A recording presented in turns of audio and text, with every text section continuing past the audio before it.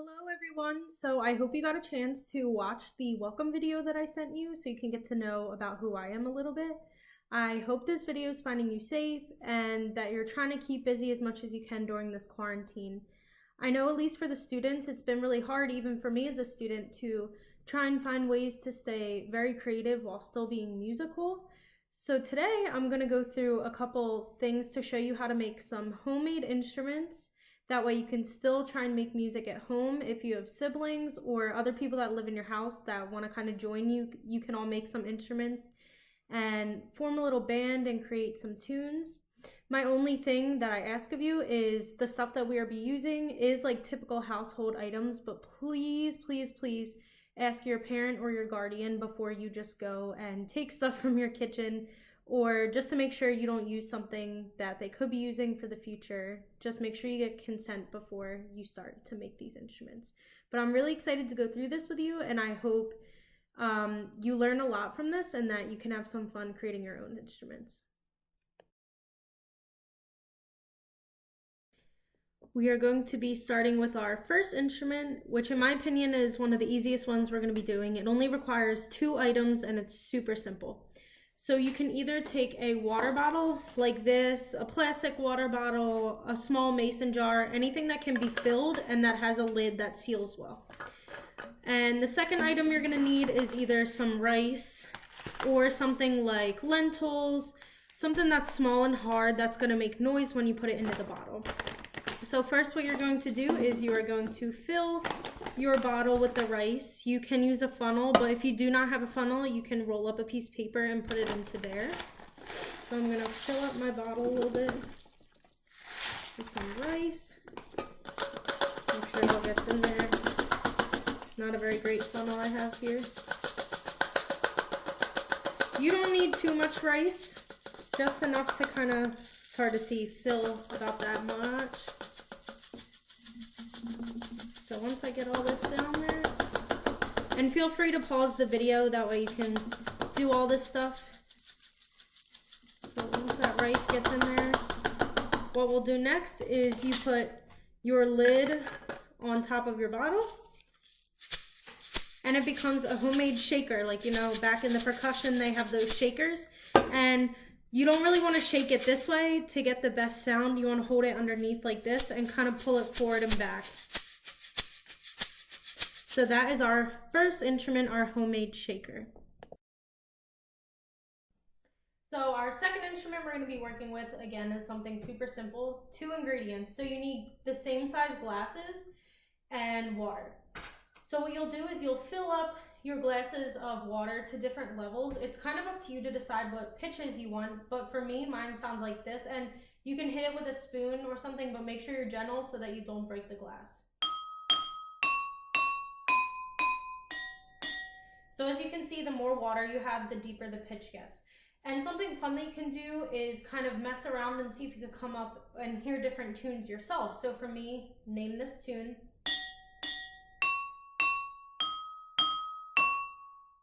So that's another instrument to make. It's our homemade xylophone.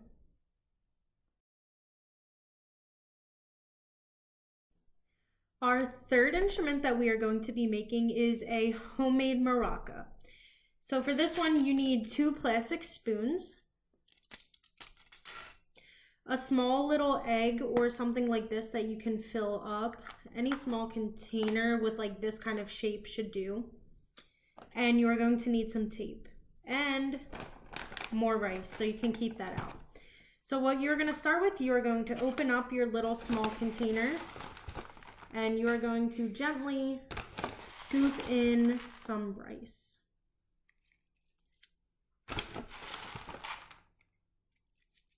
So your rice should be in your container. You're going to close your container. It's like our mini egg shaker, but what we're going to do is we are going to position it so that it is like this between the 2 spoons. You want to make sure these are even. So nice and even between the 2 spoons. You are going to take a piece of tape and you're going to position that egg back in there, and you're going to tape around the egg and the spoon. That way the spoons kind of hold that egg in there. You might have to tape it twice just to make sure it's secured well.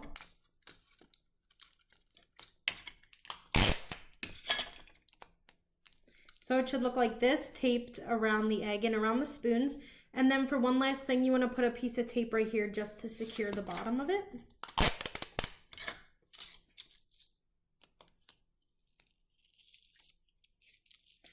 Like that.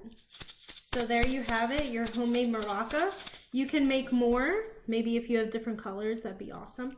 But this is pretty sturdy and it's fun to play with. So you have your shaker and your other percussion instrument, your homemade maraca. Our next instrument we're going to be creating is our pan flute. And for that, you are going to need scissors, tape, and some straws. So for me, I'm using 1, 2, 3, 4, 5, 6, 7, about 9 straws because mine are a little bit thinner. If you have thicker ones, you probably don't need to use as many. But what you're going to do is you are going to cut the ends so that they look like this. So it's going to go from biggest to smallest, and you're going to want to take about that much off of each preceding straw. So then once you have them laid out like this, you're going to try and push them as close as you can together. And you are going to take your tape and you are going to tape along the dark marks so that they all stay down and together. So we're going to tape our pan flute. So you want to take a piece of tape and you want to tape it along the darker, stronger part of the straw. And you want to make sure they kind of stay as tight as you can when you tape them, but you don't want them to overlap. So it's a little bit tricky to tape. So you can tape the one side and then I would tape the other side just to make sure it's very, very secure. So there you have it, your homemade pan flute. If you want to kind of mess around with it, I would tape it a few more times. So the pitches go from lower to higher, kind of like our xylophone. So our last and final instrument is going to be a cereal box guitar. So the materials you're going to need for this is a cereal box, tape, scissors, a marker, a cup, and long skinny rubber bands that are pretty flexible. So what we're going to start with is you need to take your cereal box and you need to make sure that the top is able to close like this. That way the sound stays and resonates in the box. Then we're going to take our cup and you're going to go about this far down the box in the middle and we are going to cut a hole for our sound box. So you can put your cup down and you're going to kind of make a circle around your cup. That way you know where to cut.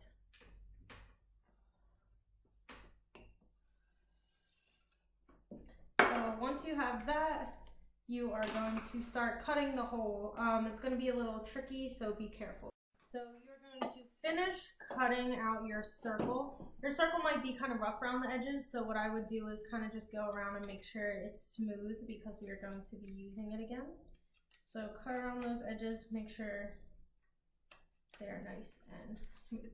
So finally, once you have your finished circle, you are going to take it and you are going to cut it right in half. You're going to take the one side of your circle and you're going to place it at the bottom here to act as our kind of bridge for the guitar. Then we're going to take this and you're going to cut a small strip out of this circle and you're going to kind of fold it into thirds the best that you can. So it's going to look like this. You're going to keep it bunched up. So then once we have our piece folded into thirds, we are going to tape it on the bottom of our box right underneath of our circle. You want to do this so it lifts the bridge up, that way it doesn't completely vibrate just the box. Sorry, the tape's a little weird here. And then you are going to take your half circle and you are going to tape it on top of our piece that was folded into thirds.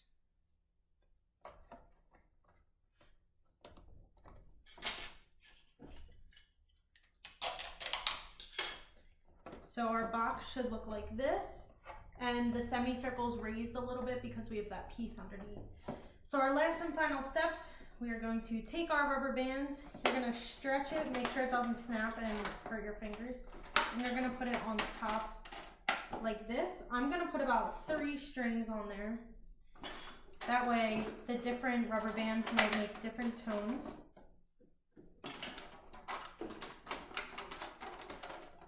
So we have the strings on there. If we play it like this, it sounds kind of like rough to our ears. So our last and final thing we want to do is take one more piece of tape. And on our bridge down here, we are going to put a piece of tape over the strings just so they are nice and secure. And there's our guitar cereal box. So again, I hope this video finds you safe and finds you healthy, and that you're staying active and creative and musical during this tough time. I know all of your teachers at Cherry Hill miss you in the classroom, and I cannot wait to meet you guys face to face and get to work with you guys as my students.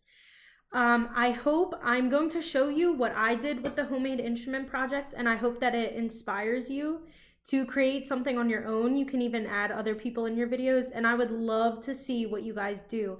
So if after you see this, you make a homemade instrument and you add something onto your Flipgrid, I would watch the videos, and I have access to the Flipgrid, so I would love to see your projects. The project that I chose to do was the song Blue Skies, and Ella Fitzgerald is the singer in it.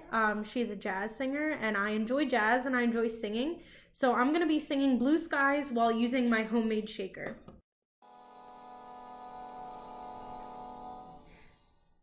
Blue skies smiling at me, nothing but blue skies do I see.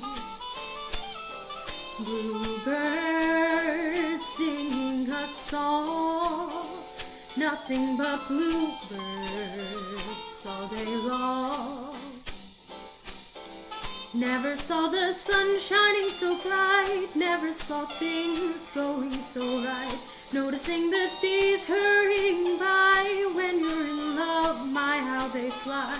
Blue days, all of them gone, nothing but blue skies from now on.